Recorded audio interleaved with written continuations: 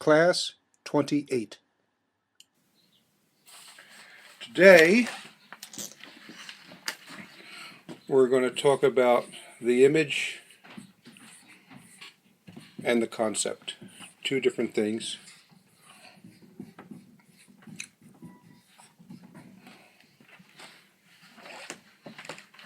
In some ways this crosses over into epistemology, but it's still philosophy of human nature.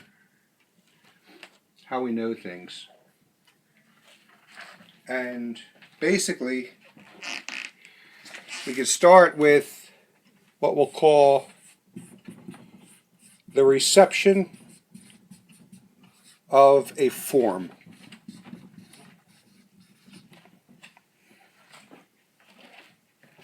The reception of a form. How do we receive a form? How is a form transmitted? We're going to look at the three ways that it's done. And this will be made clearer too as we proceed through what we're doing. Physical, sensible,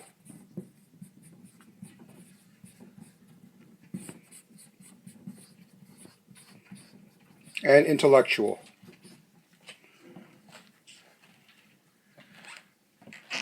So what do we mean by that? Well, the physical, the reception of a physical form is like pressing a ring into hot wax. Or if you've used sealing wax, you drip the and then you stamp your ESV or initials into it, and the wax receives the form physically. Okay. Sensible form, the way we receive sensible form is when we see a raccoon. Okay, that's just an example. When we see a raccoon, what is it then? It is a form that we receive in our mind, in our intellect. And the image that we have in our intellect is not material, but where did it come from? Material. It came from a material world. So it is form without matter, but under conditions of matter. That's the sensible. Hold on, write that down. Pardon? I've got to write that down. Yes. Form without matter. Form without matter, but under conditions of matter, i.e., for example, seeing a rabbit, seeing a dog. The dog is not in your head, but the image of him is in your head.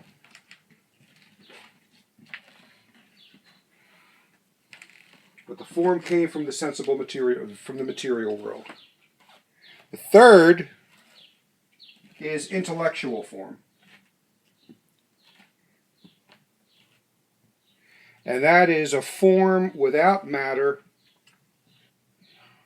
or even without the individuating conditions of matter.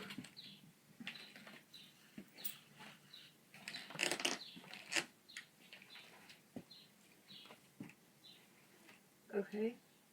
For example, dogginess. Or the term we use all the time, we're going to use it a couple of times in this presentation, triangularity. That's a form without matter. Dr. Waters always used to say, I want someone to come up and draw triangularity on the board. And someone would raise their hand and go bopping up and draw a triangle. They'd say, no, you drew a triangle. You didn't draw triangularity. Triangularity is the concept. So, it means it is a form without the conditions of matter. Without matter. Another idea of an intellectual concept is carriage. Carriage is an intellectual concept. It is without matter. And then moving over to things that are material, we do see in the material world, such as a triangle. Triangularity does not have the individuating conditions of matter. You see one triangle, the image, you have the concept of triangularity. So these are intellectual concepts. So basically what we're going to be talking about here is the difference between the image that is received in a sensible form and concept which is in the intellectual form. And this is the image and concept contrast and comparison that was put together by Father Woodbury. And when you see this, you recognize how much of a genius Woodbury was, because he would take this basic truth that the image and concepts are two different things. The image is in the material, sensible order, the concept in the intellectual order, and then he gives point after point after point, driving home how different their difference. And there's a bunch of them here. We're not going to do them all. We're just going to do enough to get the point across. Okay, the first.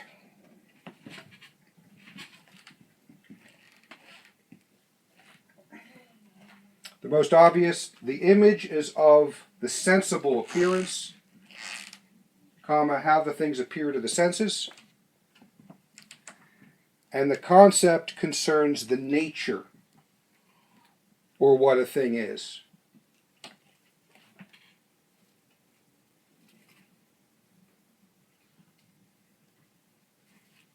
Okay. So you have the image of a horse. But concept is mammal. It belongs to the nature of the animal. Mammal particularly, and because a mammal is different from a bird, because the mammal feeds its young with the mother giving milk. Okay? And the image is of some particular form of mammal. This horse, this cat, this, I almost said alligator, but that's not a mammal. This raccoon. Okay. So, second, the image has sensible qualities as a singular.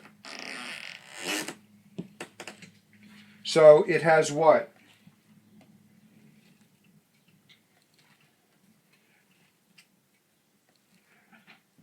Benedict's minion stuffed animal that he just got. Okay, what is it? It's a singular. It's a minion. It has sensible qualities. It has color. It's yellow and blue. It has softness. If it were a briefcase, it would have hardness. If the thing was a briefcase, it would have hardness. If it was a dog, it might be a black Labrador, black dog. It's smelly. Exactly. It has odor. So the image has sensible qualities. Anyone has had a dog and slept and they feel their hand being licked at 7:30, 6 o'clock in the morning. I'm never getting a dog that's wrong. Right? Yeah, some people are dog people say, oh, isn't it cute? And others go, oh, this is repulsive. That's me. I find it repulsive. So, anyway, but a concept, as we said, may contain no sensible qualities. What does truth smell like? What does blindness look like? What does loyalty taste like? Or even the what we talked about all through metaphysics, the concept of cause and effect. These things are concepts that have no sensible qualities.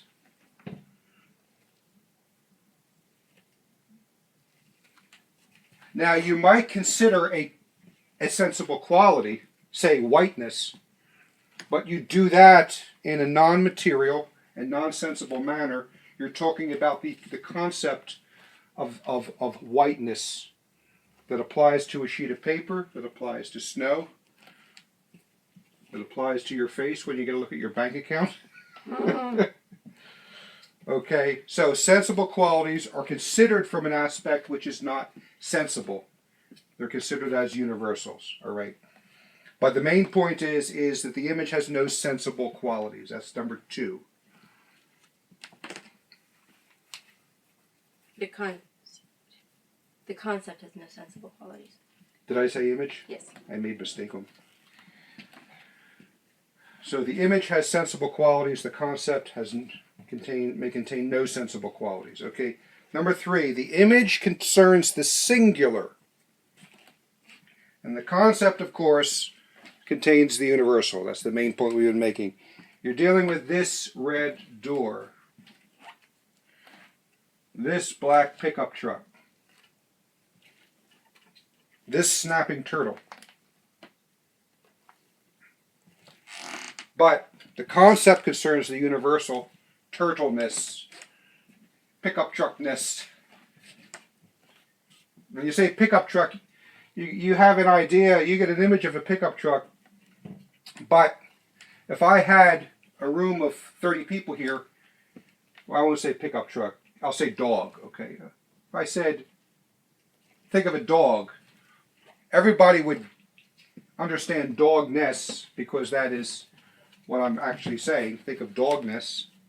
But everybody would have a different image of a dog, whether it be Snoopy in Peanuts, or whether it be the stupid dog that's in Garfield, the big stupid slobbering dog, or a hound dog, or a dachshund, or a teacup chihuahua, or a peekapoo. I could do without all of those. Yes. So anyway, so the image concerns the singular, the concept the universal. The image is appealing to our senses, the concept to our intellect. Number 4, and this is interesting, the image has no degrees of extension. What does that mean? The image has no degrees of extension. I just have to clean the board. Oh.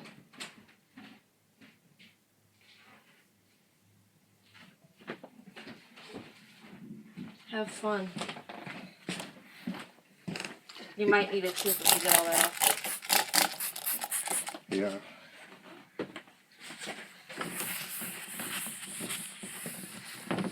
All right. Now, what does that mean? The image has no degrees of extension. It's very easy once it's explained. It sounds rather philosophical for a philosophy course. Okay. The image has no degrees of extension. This horse,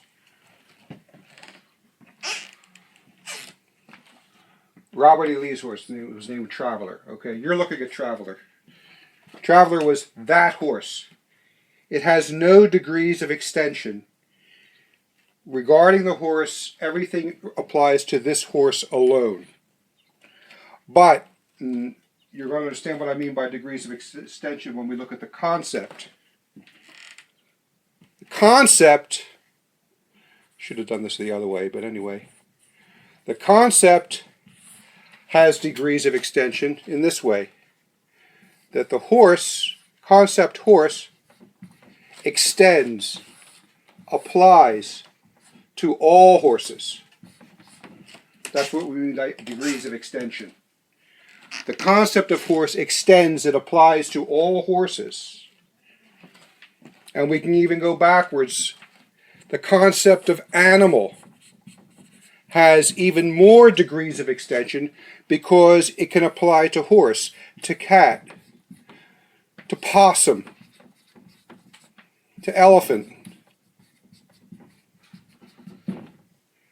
Okay, it applies to all of those things. So you have even more degrees of extension from the concept of animal. Then you go back to an even a concept that has even more degrees of extension, and that is the concept of living things. Living things include the rhododendron, which I can't spell.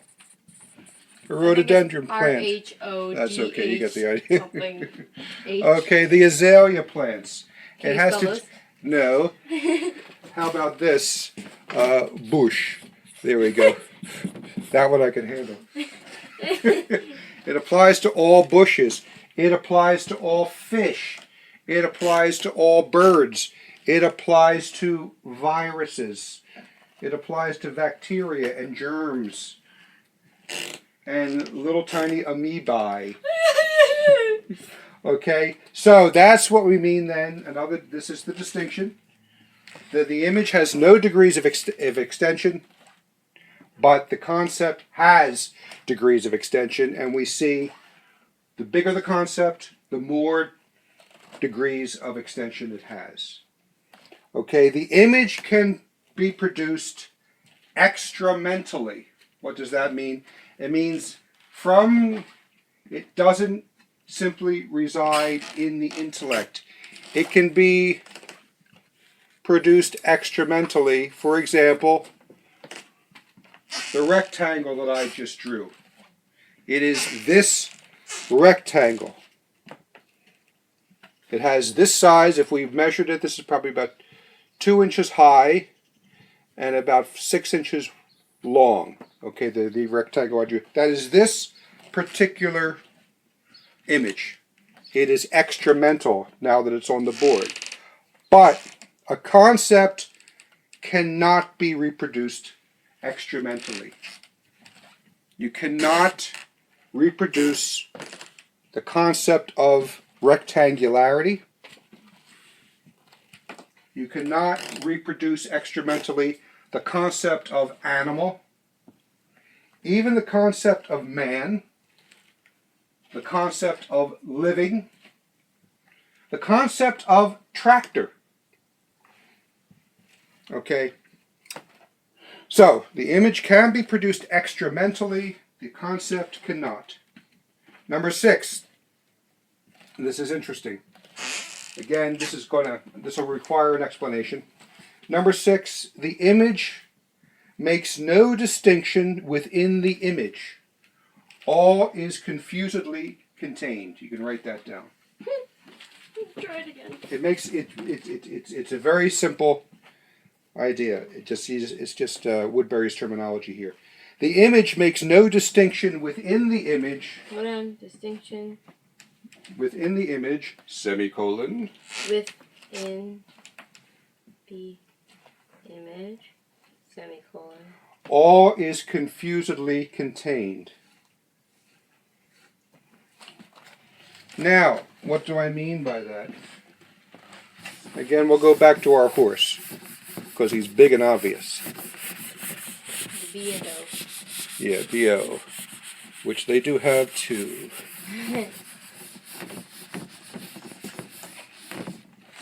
Now, here is our horse.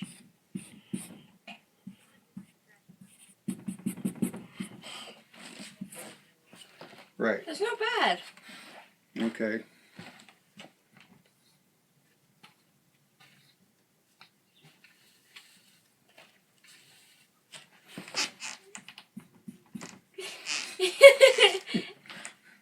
Okay, now, that's our horse. When we look at a real horse, we see the horse. When a hungry jaguar looks at the horse, especially a pony, he just sees the horse. Everything that we know about that horse is confusedly contained in the image, but it takes an intellect to abstract all the various components and makeup of that horse. What does the intellect tell us about this horse? That it is a material thing. That it is a living thing. That it has self propulsion, locomotion, that it has vegetative life of nutrition, growth, and generation, that it has sensate life, which is the 5 external senses and the 4 internal senses,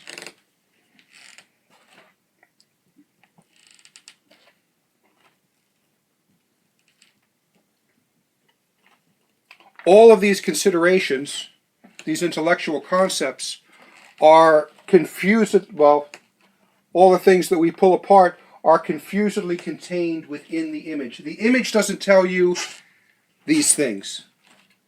It's just a horse. But we have to abstract all these concepts from it. I just want to make sure I'm reading what it says here. The concept contains what is under consideration only.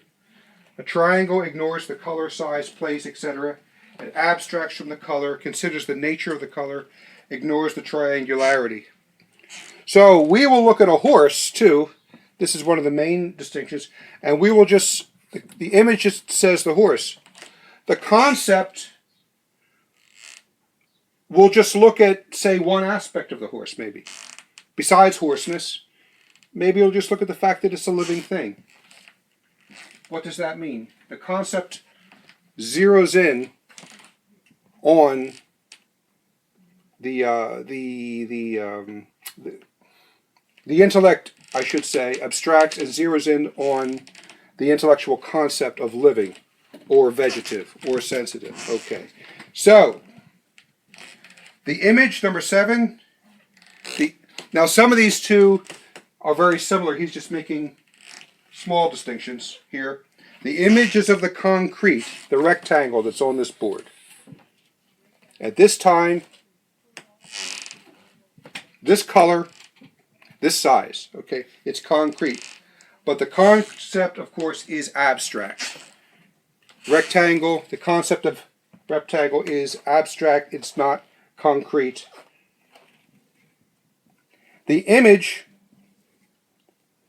this is a little bit, the image, number 8, form a fleeting, changing variable accompaniment to conceptual knowledge. In other words, what he's saying is, writing a paper on animals, your images can go from cow to grass to sheds, and all constituting a disconnected kaleidoscope of singulars underlying logical thought. So you can have all these different animals, images of animals, but still not be confused of what animal means. Okay, so you've got all the images, but it does not, we're going to come back to this point in a later one as well. Conceptual knowledge consists of a permanent, logical, coherent whole, which is connected above the fleeting substance of images, and which gives meaning to a successive of images. Give me an idea of a bunch of reptiles, okay? You say, what do you say? You say lizard, alligator's a reptile, isn't it? I think so. Alligator, iguana, I can't think of any other, snakes, all right? So you have all these different images, but they do not confuse the fact that you are dealing with an overall concept of reptile. And this is, number 9 is very similar. Images succeed one another according to the laws of association of images, but concepts follow one upon another as determined by the laws of reason, or modified by external influence. And 10, these are all kind of the same thing, said in a different way. Images can be varied. Here's number 10. Images can be varied without interruption of the logicality of thought. That's just another way of saying what he said earlier. Images from a fleeting, changeable variable are still part of conceptual knowledge. So basically, if you're talking about animals, you can talk about you can have change. You can talk about a horse, or you can talk about a zebra, or you can talk about a mongoose, or you can talk about an antelope. So you can change the image without changing the concept. But what happens if you change the concept? The images change. The conceptual change will vary the meaning of your actual thought. So your whole concept, you don't even have the concept of what I'm talking about. You say to people we have to say to people sometimes, they don't even have the overall concept. Changing the concept of animal will change the meaning of the dissertation, the meaning of the understanding, what we understand. Okay? So that's pretty obvious. Number 11. We only have a couple more of these because we're going to do all these in one class. Image clarity does not necessarily involve clarity of thought. Image confusion does not necessarily involve thought confusion. Can you dig it? So you can have a very clear image of something. You can look at the bird and see every piece of lice on it. Right? A very clear image of something, but it does not mean you fully understand what birdness is. Your images, that's what animals have. Image has heightened image sensibility. They can see all types of things. When you think of an eagle flying how high in the sky, and he can see a little mouse down through the trees and swoop down and grab it. But he doesn't understand anything. He doesn't understand. In the next class, I'm going to bring in a recording of Dr. Bennett from the last class. He starts talking about an animal research program that so-called on PBS that was just aired last week, that proves animal intelligence. It's hysterically funny. Dr. Bennett talking about this. We'll play the recording in the next class. It's very funny. But it's the one he just gave this class on Friday night. Anyway, but image confusion does not necessarily involve thought confusion. Is that an ape or is that Uncle Bill? They look the same. Right? You see a silhouette. You see a silhouette. Is this an ape? Or is it Uncle Bill? It comes out, Aunt Mary! Is it a chimp or is it Uncle Bill's son? Boo Boo. Okay, you can have a confusion of image, but you don't have a confusion of concept. So one does not necessarily imply the other. You know the difference between Uncle Bill and the ape.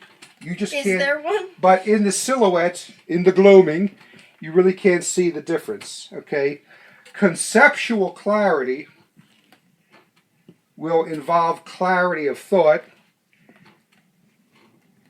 and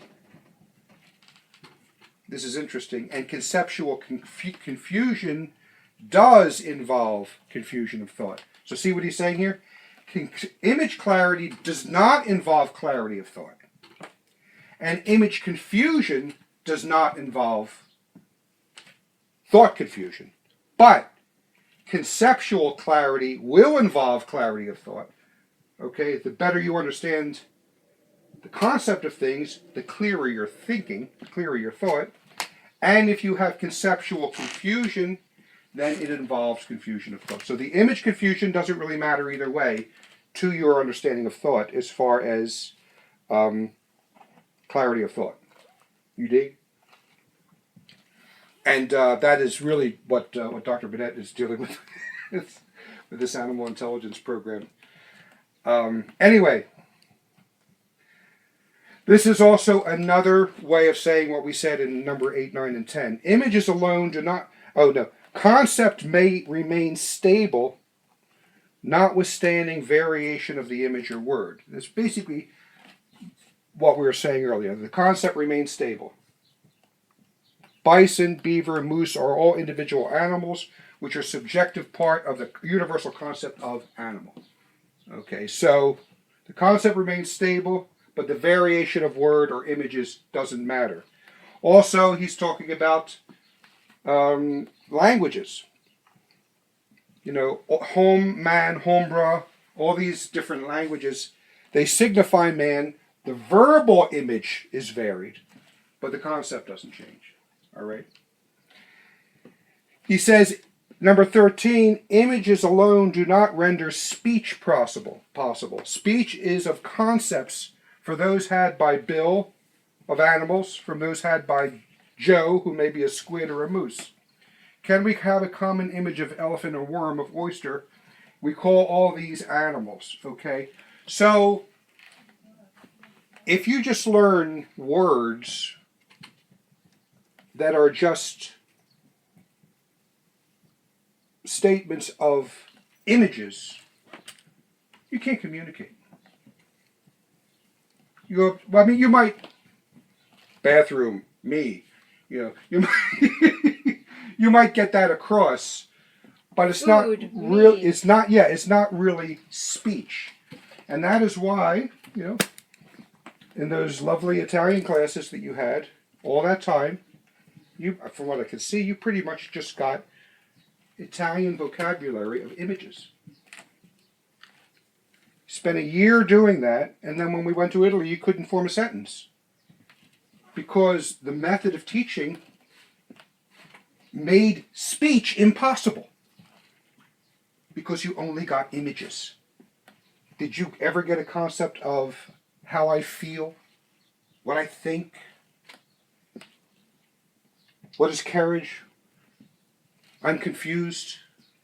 All these conceptual, confusion is a conceptual. You didn't get any of that. So when the three of you went to Italy, you couldn't talk to anybody. And it just proves what Dr. Woodbury is saying here. Images alone make speech impossible. You had a lot of vocabulary. You all had a mountain of Italian vocabulary. You couldn't use it because it was all images and not concepts. And the same thing here, this is our last one. Images alone would make translation of one language to another impossible. Words signify concepts, not images. Speech is necessary because of the diverse application of reality possible. So you see the image of a man, and that doesn't help when you're trying to say man. If you're just using images, how do you explain that he's clever? How do you explain that he's Russian? How do you explain that he's stupid? You can't just with images. You have to have concepts. And so anyway, there are a few more we could do, but I think we've got this. But it's a fascinating study that he's done. And it shows the type of thing. Now, Dr. Waters spoke about these things for 2 hours when he gave the class. You were there, in fact. You were very young. You were about 9, I think, based on the sound of your voice in the recording. Ah. Yeah, but you were there. Of course, he asked everybody, if you remember, give me an image of it. What do you think of when you think of animal? And giraffe, one said giraffe, and one said cow, and one said dog, and Elizabeth said guinea pig. No, please. So he's just making the point of the difference between the concept of but everybody was right. Nobody in that class said image of an animal, tree. Everyone had the concept, but everyone had a different image of an animal. So, the image and the concept, and that is the main point, that the animals operate on sense knowledge, image, and the human being who has intellect operates on concept. And as I said before, more and more with television and with internet and those horrid rock music videos, we are more and more image driven. We're more and more image driven. And also image gives immediate sense gratification. And by shifting from conceptual and intellectual to more image driven things, then we necessarily become more animalistic. And that's why it's necessary to build up the intellect and the concept of the concept. And that's it. In the name of the Father, the Son, and the Holy Ghost. Amen. Glory be to the Father, and to the Son, and to the Holy Ghost. Sound production copyright Oltine Library Services, all rights reserved. www.oltine.org. That's www.oltyn.org.